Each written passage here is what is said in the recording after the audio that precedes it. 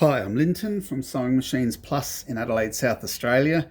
This is our Sewtech SW-1968-L fully automatic straight sewer, and we are going to do a run through of the operation panel. So first of all, the machine is turned on and off by the switch on the top, and back on. The machine will make a few little noises while it calibrates, and we're ready to go. Now, to run through each function, at the top here we have start back tacking and end back tacking. So with those turned off, when we start sewing, it starts immediately and finishes immediately.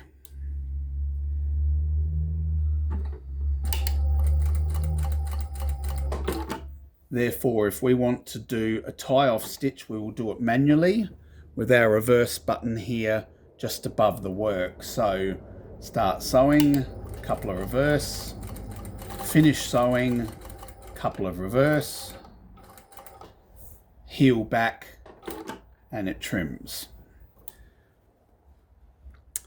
With the back tack function turned on, it will do the tacking automatically. So we normally go to the second mode, which is forward, backward, forward. And at the end of the seam, backward, forward, backward. Did I get that right? Either way. And it can also do a double tacking stitch. So we'll just go to the standard at the start of sewing, forward, backward. At the end, backward, forward. And the number of stitches it does is governed by the numbers on the screen here. And to change that, all we do is, so A is forward, B is backwards at the start of sewing, C and D are forward and backward at the end of sewing. So we just touch it, change the value and press sure, and that's changed. Go back to 2, sure, simple as that. Next in line is the needle stop position. So it's currently stopping with the needle down. So every time I stop sewing, the needle is in its down position. On my pedal, I heel back halfway.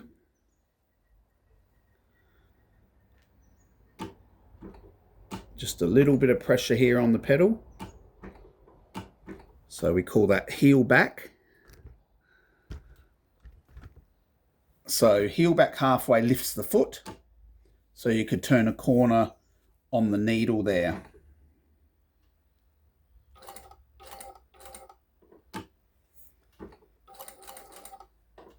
So that's why we have it with the needle in the down position.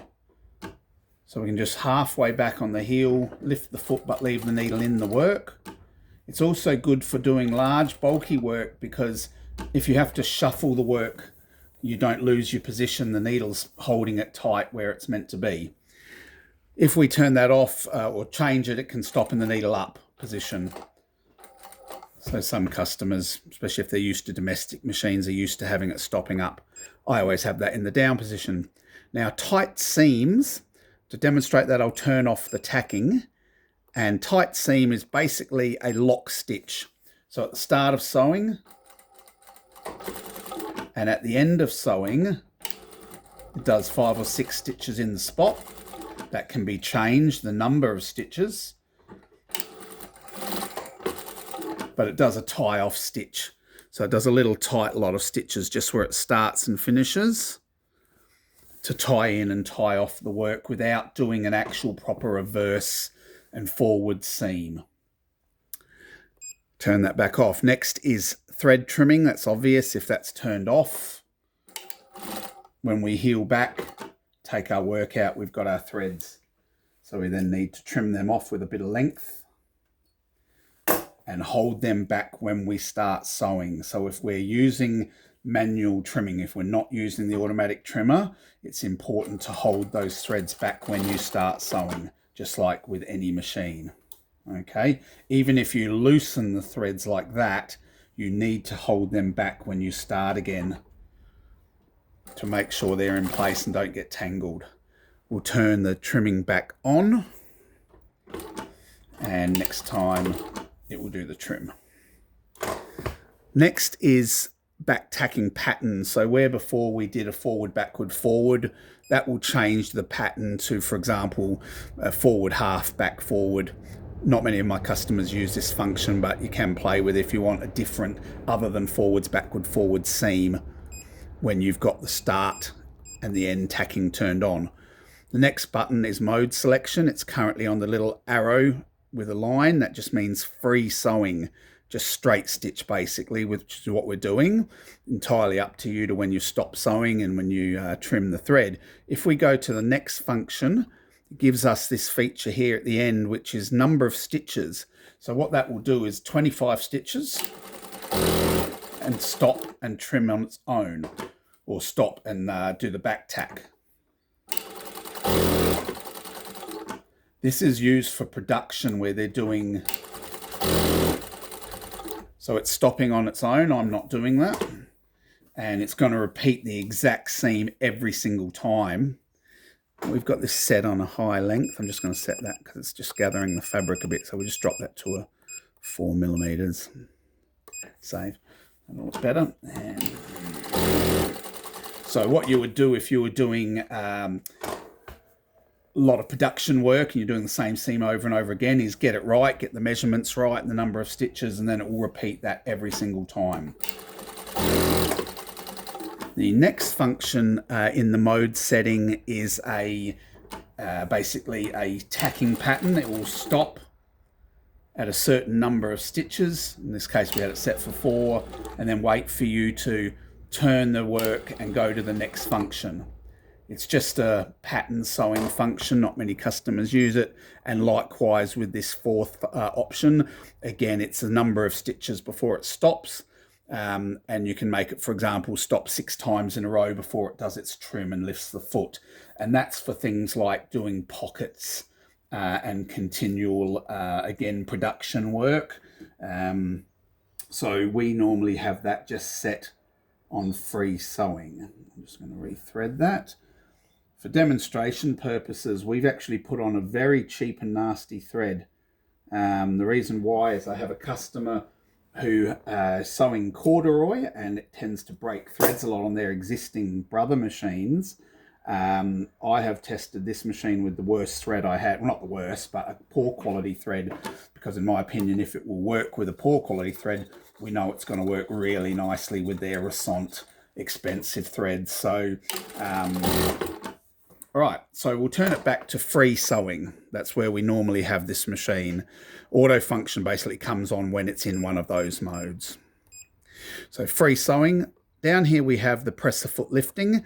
It's clear at the moment, and that's the standard sewing. So what happens is the foot only lifts when I heel back on the work, on the pedal, sorry. So heel back and I lift the foot like so, the presser foot. This last number here gauges how high. So we've got it at maximum 150%, it's called. So we've got it at maximum height. Gives you a lot of clearance underneath for bulky work. One of the highest lifts of all machines, actually, of all straight sewing machines. And that can be brought down. I don't know why you would, but I set that at maximum for the customer. You can change this function so that it lifts the foot automatically after sewing. So every time it stops, it lifts. If you're doing a lot of corners, it means it's already lifted without you heeling back on the pedal. It will stop in the foot up position. And then there's various options there, trim and lift foot, for example. I leave that turned off so that it's entirely up to me when the foot lifts. And if I heel back halfway, the foot lifts without trimming. If I heel back all the way, the foot lifts and it trims. Next function is our fancy one. This is the pattern seams. So if I go into here and go to 1 and save back to home, that does our first pattern. The machine has about 7 usable patterns. It says 9, but for some reason 4 and 5 don't do anything. At least I can't see what they're doing. This does these beautiful quilting or embellishing stitches. A couple of them are quite nice, quite usable. Let's go to 6, for example, save, home.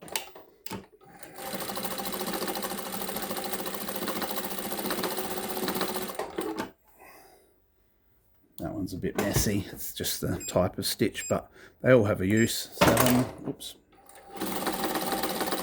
And number 7 is your basic stretch stitch, like on a domestic machine. So it's got, like I said, 7 usable different patterns built in. So we put that back now to standard by going to pattern seam, back to 0, save, home.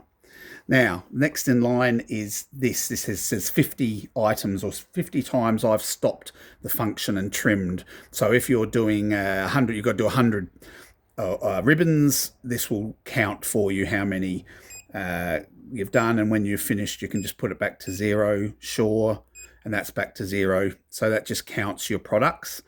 Here is our maximum speed. So I've got it set at 3. Goes all the way up to 4, which is pretty crazy. That would be for things like curtain manufacturers, etc. And that's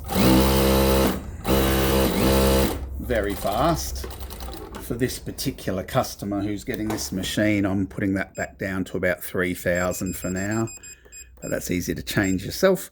Next in line is the important one, stitch length. So this machine doesn't have a stitch dial or a reverse lever. We've surpassed that technology, and we just go in here and we can change our stitch length here. So fine work might be down around 3 millimeters, for example. Nice tight little stitch. Standard work would be about 4, and this goes all the way up to 6 mil, which is good. A lot of machines only go to 5, save. And that would be for things like leathers, really long stitch. Things like leathers, clears, anything that would perforate, use a longer stitch. And so we'll take that back to average, which is about 4 mil. And save. And as I said, the last one here is the presser foot height. So we go in there and can change that from 0 to 150 for how high the foot lifts.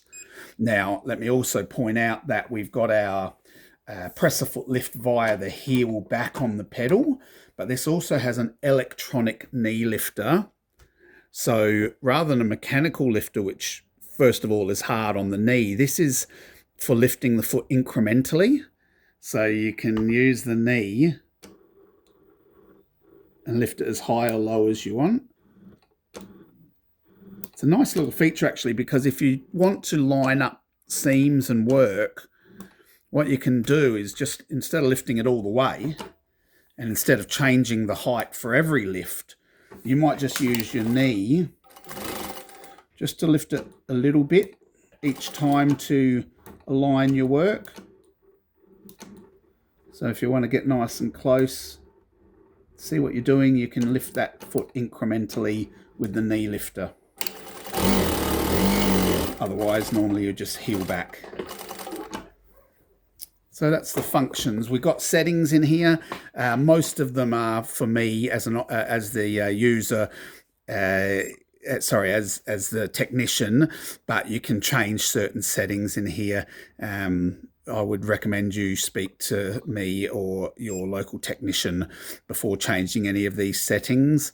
However, the machine does offer us quite a bit of variable settings. For example, when we've done the tight seam function, I've set that up to do a certain number of stitches as a nice tie-off. That can be changed. Another function that I've changed, I always put our back tack and forward, or start back tacking and end back tacking quite slow. So if the customer's using an awkward or heavy thread, it's doing that tacking function at only about 600 stitches a minute. Then you'll notice on all the Juki machines and Brother machines, they do the tacking function at super high speed, so they quite often lose their tail when they start sewing. Now, what we'll do is just show something here, which is I've got this other big messy lot of stitching I've been doing on the machine to test it thoroughly, and I'm going to fold that to 4 layers, 6 layers, 12 layers. All right, easily fits under the work. sews beautifully.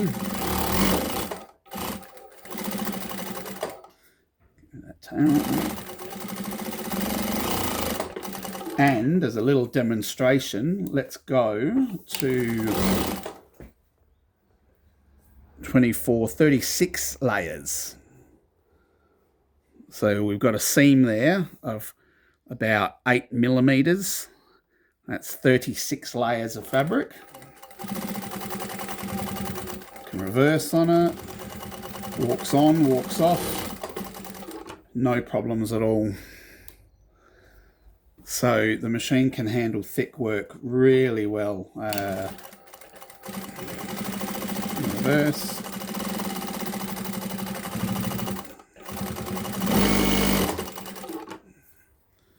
There you have it. Sewtech SW-1968-L.